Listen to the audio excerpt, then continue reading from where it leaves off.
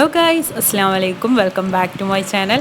അപ്പോൾ ഇന്ന് വന്നിട്ടുള്ളത് നമ്മൾ ബീഫ് റെസിപ്പി ആയിട്ടാണ്. നല്ല ടേസ്റ്റി ആയിട്ടുള്ള ഒരു ബീഫ് വരട്ടിയതാണ്. അതിനാവശ്യമായിട്ട് ഞാനിവിടെ 1 കിലോ ബീഫാണ് എടുത്തത്. അതിലേക്ക് നമ്മൾ പ്രഷർ കുക്കറിൽ ബീഫ് എടുത്തിട്ടുണ്ട്. അതിലേക്ക് ആവശ്യമായ ഉപ്പ് ആഡ് ചെയ്ത് കൊടുക്കാം. 1 ടേബിൾ സ്പൂൺ ബ്ലാക്ക് പെപ്പറും കൂടി ആഡ് ചെയ്ത് കൊടുക്കാം. 1/4 ടീസ്പൂൺ ടർമറിക് പൗഡർ, പിന്നെ കുറച്ച് ഗരം മസാല, 1/4 ടീസ്പൂൺ ഗരം മസാല, 5-6 അല്ലി വെളുത്തുള്ളി, പിന്നെ ഒരു ചെറിയ കഷ്ണം നീളത്തിൽ അരിഞ്ഞ ഇഞ്ചി,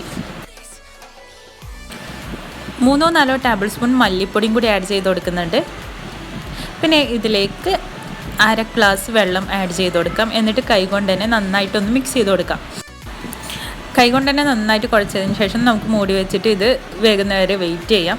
ഒരു 5-6 വിസിൽ വരുന്നവരെ വേണം ഒന്ന് കുക്കാൻ. ബീഫ് ഒന്ന് കുറച്ച് ടൈം എടുക്കുമല്ലോ കുക്കാൻ. അപ്പോൾ ബീഫ് കുക്കാവുന്നവരെ വെയിറ്റ് ചെയ്യാം. അപ്പോഴത്തേക്ക് നമുക്ക് ഇതിൻ്റെ മസാല റെഡിയാക്കാം. അതിനുവേണ്ടി ഞാനിവിടെ മൺചട്ടിയാണ് എടുത്തത്. ഇതിലേക്ക് ഗീ ആഡ് ചെയ്ത് കൊടുക്കാം. നമ്മൾ ഗീ ആണ് എടുക്കുന്നത്. അപ്പോൾ ആവശ്യത്തിന് ഗീ ഒഴിച്ചിട്ട് അതിലേക്ക് ഫസ്റ്റ് ചെറുതായിട്ട് അരിഞ്ഞ വെളുത്തുള്ളി, ഇഞ്ചി, പച്ചമുളക്, ഇതൊക്കെയാണ് ഫസ്റ്റ് ഇട്ട് കൊടുക്കുന്നത്. ഇത് നമുക്കിതൊന്ന് മിക്സ് ചെയ്ത് കൊടുക്കാം. ഇതിൻ്റെ പച്ചമണമൊക്കെ മാറിയതിന് ശേഷം 5 സവാളയാണ് എടുത്തത്. അതിൽ കുറച്ച് ഭാഗം എടുത്തിട്ട് നമ്മൾ മസാലയിലേക്ക് ആഡ് ചെയ്ത് കൊടുക്കുന്നുണ്ട്. പിന്നെ കുറച്ചൊന്ന് ഫ്രൈ ചെയ്യാനും മാറ്റി വെച്ചിട്ടുണ്ട്. അപ്പോൾ നമ്മൾ ഉപ്പ് ആവശ്യത്തിന്, ഉള്ളിക്ക് ആവശ്യമായ ഉപ്പ് മാത്രം ആഡ് ചെയ്ത് കൊടുക്കുന്നുണ്ട്. എന്നിട്ട് നന്നായിട്ട് മിക്സ് ചെയ്യാം. നന്നായിട്ട് സവാളയൊക്കെ നന്നായിട്ട് വഴന്ന് വന്നതിന് ശേഷം ഇതിലേക്ക് 3 തക്കാളി കട്ട് ചെയ്തതും കൂടി ആഡ് ചെയ്ത് കൊടുത്തിട്ട് ഇതും കൂടി നല്ലപോലെ ഒന്ന് വഴറ്റിയെടുക്കാം.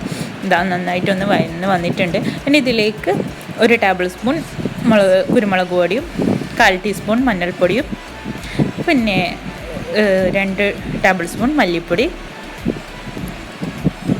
കുറച്ച് ഗരം മസാല, ഇതൊക്കെ ആഡ് ചെയ്തിട്ട് നമുക്ക് നന്നായിട്ടൊന്ന് മിക്സ് ചെയ്ത് കൊടുക്കാം. തക്കാളിയും ഉള്ളിയൊക്കെ നന്നായിട്ട് ഉടഞ്ഞ് വരുന്നവരെ വെയിറ്റ് ചെയ്യണം.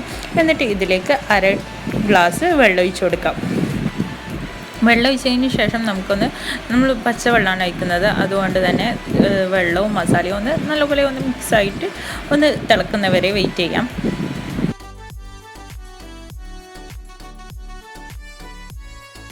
മസാല ഒന്ന് നല്ല ഒരു കറക്റ്റ് മിക്സായിട്ട് വന്നിട്ടുണ്ട്. ഇനി ഇതിലേക്ക് നമ്മൾ നേരത്തെ വേവിച്ച് വെച്ച ബീഫ് ഉണ്ടല്ലോ, അത് ഇതിലേക്ക് ആഡ് ചെയ്ത് കൊടുക്കാം.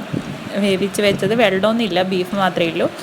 അപ്പോൾ വെള്ളം വേണമെങ്കിൽ കുറച്ച് ആഡ് ചെയ്ത് കൊടുക്കാം. അപ്പോൾ നമ്മൾ മസാലയും ബീഫും കൂടിയിട്ട് നന്നായിട്ടൊന്ന് മിക്സ് ചെയ്ത് കൊടുക്കാം. നന്നായിട്ട് മിക്സ് ആക്കിയതിന് ശേഷം ഇതിലേക്ക് കുറച്ച് വെള്ളം ആഡ് ചെയ്ത് കൊടുക്കാം.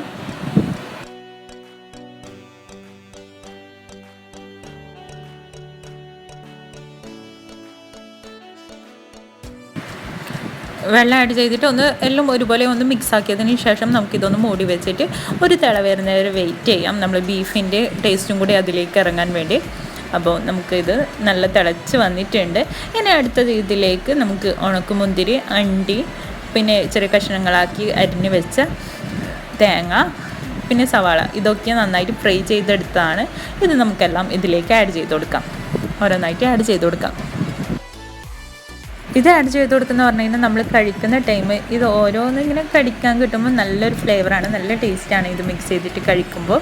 എല്ലാവരും ഒന്ന് ട്രൈ ചെയ്ത് നോക്കാം. അപ്പോൾ നിങ്ങൾക്കും ഇതിൻ്റെ ടേസ്റ്റ് മനസ്സിലാവും. ട്രൈ ചെയ്ത് നോക്കിയെങ്കിൽ കമൻറ്റിൽ ഒന്ന് അറിയിക്കാം കേട്ടോ എങ്ങനെയുണ്ടെന്ന്. അപ്പോൾ നമ്മൾ ഇതൊക്കെ ആഡ് ചെയ്തിട്ട് നന്നായിട്ടൊന്ന് മിക്സ് ചെയ്ത് കൊടുക്കാം. എല്ലാം ഒരുപോലെ ആവുന്നവരെ നന്നായിട്ടൊന്ന് മിക്സ് ചെയ്ത് കൊടുക്കാം. അപ്പം നമ്മൾ ടേസ്റ്റി ആയിട്ടുള്ള ബീഫ് വരട്ടിയത് ഇവിടെ റെഡി ആയിട്ടുണ്ട്. അപ്പോൾ നിങ്ങൾ ഇതുവരെ ഇങ്ങനെ കാഷ്നട്ടും കിസ്മിസും ഒക്കെ ആഡ് ചെയ്തിട്ട് ആക്കി നോക്കിയിട്ടില്ലെങ്കിൽ ഒന്ന് ട്രൈ ചെയ്ത് നോക്കുക. നല്ല ടേസ്റ്റിയാണ്. ഇതാ നമ്മൾ ബീഫൊക്കെ നല്ല ജ്യൂസി ആയിട്ടുള്ളതാണ്. നിങ്ങൾക്ക് ഇഷ്ടമായെങ്കിൽ ഷെയർ ചെയ്യുക. അപ്പോൾ ലൈക്ക് ചെയ്യുക, കമൻറ്റ് ചെയ്യുക. സബ്സ്ക്രൈബ് ചെയ്യാത്തവരാണെങ്കിൽ പ്ലീസ് സബ്സ്ക്രൈബ് ചെയ്യുക. Thanks for watching.